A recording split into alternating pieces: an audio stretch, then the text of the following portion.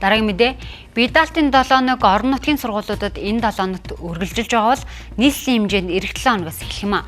Өмнөх 7 хоног цахилгаан эрчим хүчний зөв хэрэглээ гэсэн сэдвтэй байсан бол энэ удаагийн Бидалтын 7 хоног аюул эрсдлээс өөрийгөө урьдчилан сэргийлэх сэдвийн хүрээнд үргэлжлэх юм.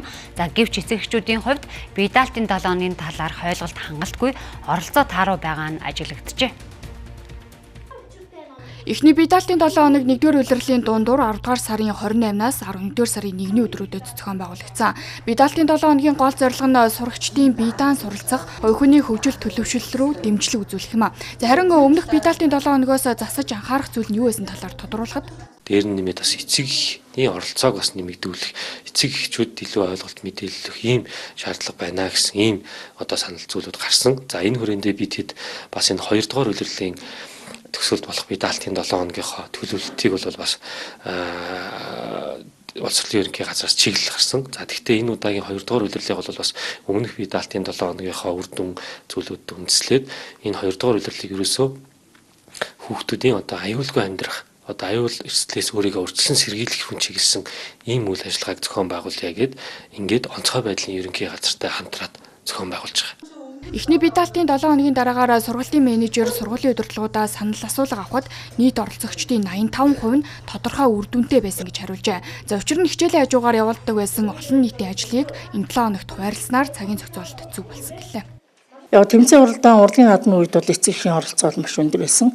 Хоцрогдол дайрлах, хоцрогдол нөхөхийн бол зарим нь бол онлайнаар, зарим нь Бидалт хэлбэрээр цаасан болон цахимаар ингэж хоцрогдол нөхөх үйл ажиллагааг явуулсан. Энэ болж байгаа багийнхын нэг эрүүл хэрэггүйгээр зохицуулт хийхээр төлөвлөж байгаа. Тэгэхгүй бол одоо багийнхан чинь 6-аас 10 настай хүмүүс бол заавал гараас гар төлбөр хэрэгждэг. За дээр нь одоо бид нар чинь бас төгжрлийг бууруулах гэж бас энэ үйл ажиллагаа зохион байгуулж байгаа учраас заавал бас ингэж 1680 хүүхдийн наашныг цуглуулад тахад бол бас нэлээд хүндрэлтэй тийм учраас болж игэл гэрийн орчинд нь байлгахаар ингэж төлөвлөж байгаа. Зарим сурагчдаас Бидалтын 7 хоногт гэр эцэгх нь хэрхэн дэмжсэн талаар асуухад гэрээ хамс эмээ маань зүв бичээрээ гээд тэгээд нэг анаагараа бахан зурагнууд хэвлүүлээд тэгээд бяцхан намаа хийсэн. Маш их дэмжсэн. Тэгээд бас манай аав тэр бүтээлийг хийхэд бас тусалсан. Тэр хийх юмыг авч гисэн байхгүй юу? Хэрэглэлийн. Гамшигын төлөөр мэдээлэл аваад тэгээд тэр идолын хэсэг тэгээд скаут явуулсан.